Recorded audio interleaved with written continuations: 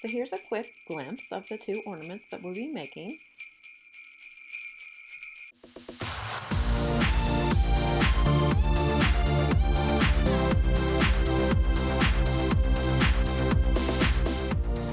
The first is a rustic sphere made out of jute string or some yarn. So the first thing you'll need to do is to blow up your balloons the size that you want them. Now this balloon is a 12-inch latex balloon that come in a package of 12, and I didn't think that it worked as well because of the little tip on the end. So I also picked up some soaker balloons to see if that would work better, and they do hold their round shape better, so whichever ones you have, either will do just fine. So I actually tried this two different ways. This way I took the dry jute string and just made like a knot at the top and then wrapped that around the tip of the balloon. And then just started wrapping very organically or abstractly around the balloon.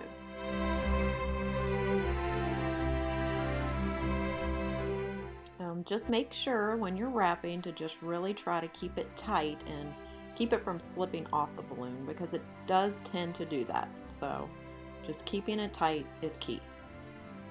And once you come to the end, however much you want on your sphere, you're just going to cut that off and then tuck that underneath of a string and make sure that it's pretty tight. So now we need to make the mixture that will harden the string, and so I took about a half a cup of just white Elmer's glue, a half a cup of cornstarch, and then a fourth of a cup of warm water. This mixture was enough to make 12 spheres, and I actually had a little bit left over. You just want to mix this so that it is very smooth and a little bit of a runny consistency, making sure that there are no cornstarch lumps. So once that's all smooth, you're ready to start with the first technique, which is the painting on technique. And here you just take a sponge brush, dip it into the glue mixture, and then just really coat each string. And then once you think that it is coated good, go over it again. This technique is a little slower, but it is less messy. So here's the second technique, which I prefer. Here I'm taking the latex balloons, and you just scrunch that balloon to get that tip to not be so pronounced. And here I'm taking about 2.5 yards of the jute string, and I measured very roughly.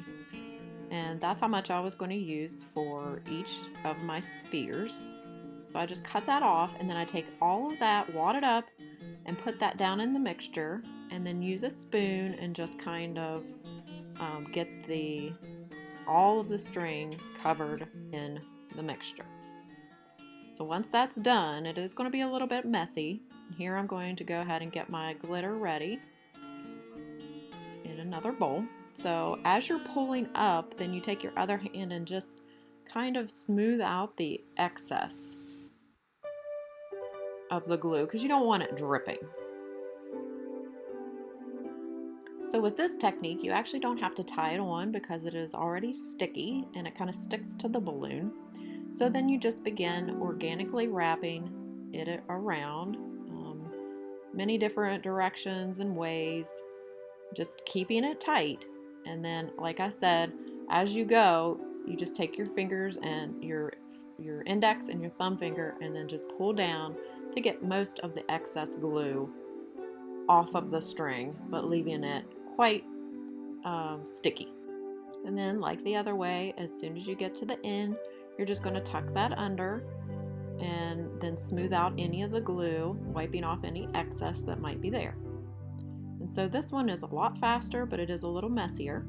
And then while it's wet, I wanted to give it a little bit of a shimmer, so I just took the iridescent glitter and put it in a bowl, and then because it's already saturated with the glue, just roll it in it, and then look how sweet it looks. So nice and sparkly. You can also make your spheres, your rustic spheres, with some yarn, and so this is what I'm doing here. Taking about 2.5 yards again of the yarn, putting it into the mixture, mixing it around, and then just repeat the process like before.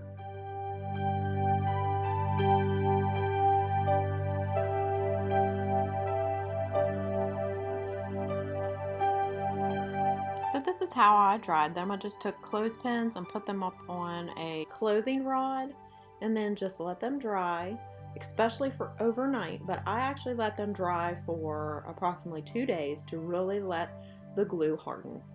So this is a couple days later, and so I have them ready to pop the balloon inside.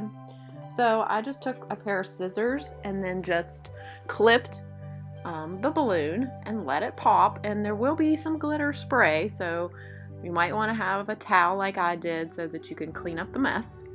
And then what I did was just push in on the balloon and it just collapsed very nicely.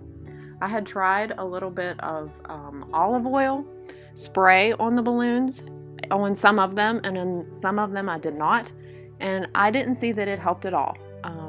It didn't cling any less to those that were sprayed with olive oil, so I thought this worked very nice. And you can see that there is a little bit of glue with the glitter in between each string.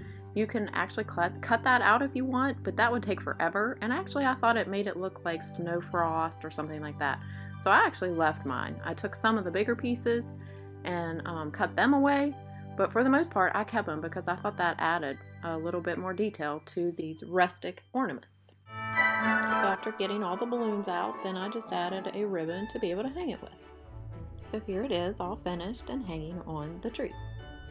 Next up is our second ornament, which is the Dunn inspired white bulbs. I'm really excited to try this technique. And so what I'm doing is taking the white glass ornaments that I got from Walmart, and then I'm going to be taking these words that I had pre-printed on a laser printer. That's a must. They must be on a laser printer. A inkjet will not do this technique.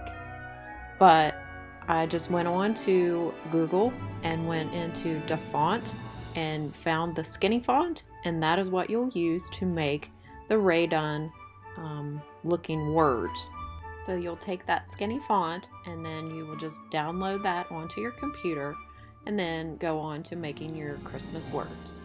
If you have any questions about this, let me know in the comments and I'll be sure and try to help you to get this font onto your computer. So I just picked some words that I thought were very Christmassy. Then I take my packaging tape and lay that very carefully down on the paper, trying to prevent as much wrinkles and bubbles. So as you can see here, I'm taking like an old credit card and just smoothing that right over the surface so that that does get rid of those air bubbles and any wrinkles that might be present.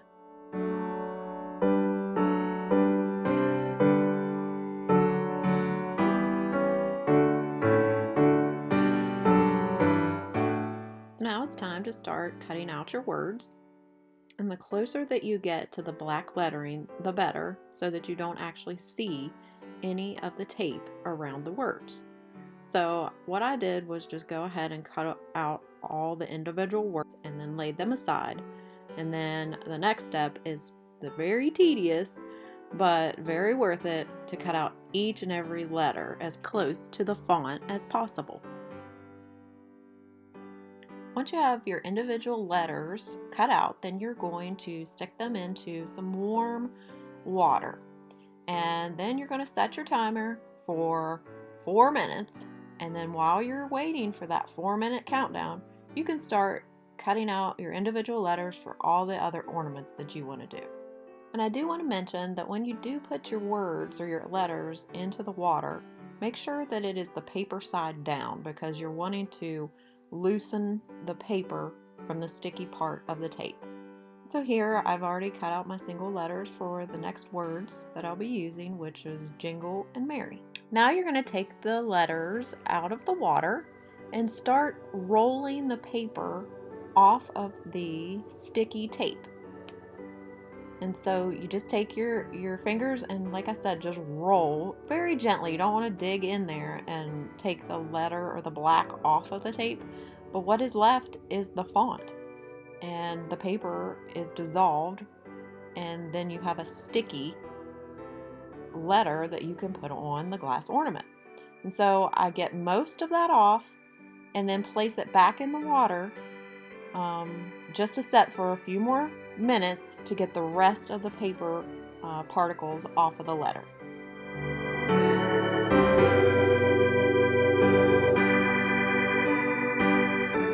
Now you just take the letters back out once again and just keep, rolling the little paper particles off. And then I just laid them on a little plate so that they could finish drying. You want them to be pretty dry before you start to put them on your glass ornament.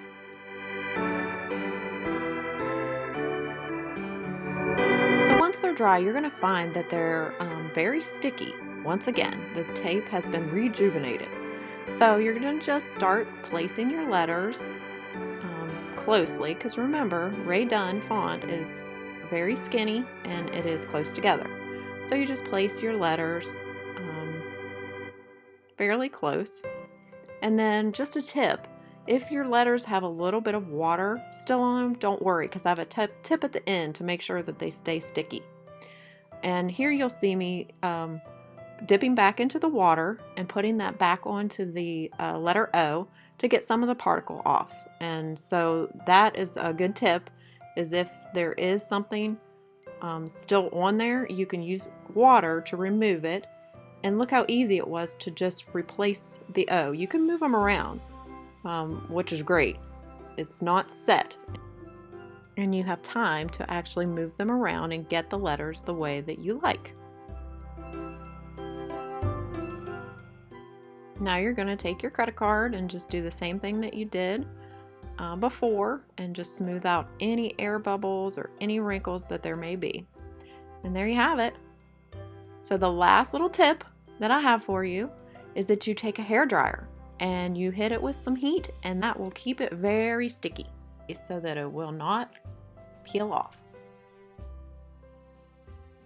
So one more time, I just wanted to, you see how I removed the paper backing from the lettering and the tape. And so you just, again, roll that under your fingers, getting the paper off of the tape. And that is what you're left with, is just the font. Just make sure that you do have most of the paper residue off, because you don't want that peeking through underneath your glass ornament.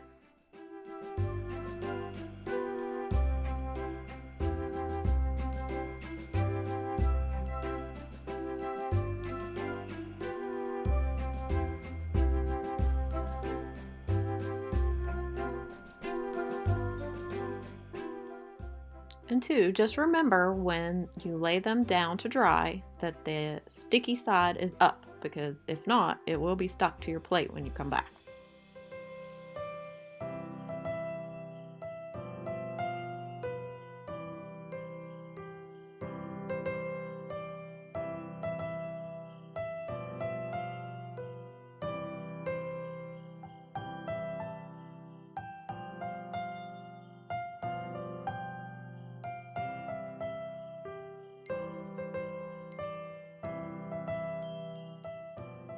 The final step is to lock it in place with the heat of a hairdryer.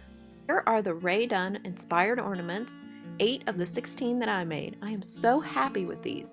It's so much cheaper. And I am so glad that this technique worked. Just remember, in order to transfer the letters, they have to be printed from a laser printer, not an inkjet. I hope that you enjoyed these 2 rustic, farmhouse inspired DIY Christmas ornaments. And I hope that you consider subscribing, and if you do like this content, make sure to give it a thumbs up. Thanks for watching and have a wonderful day. Bye!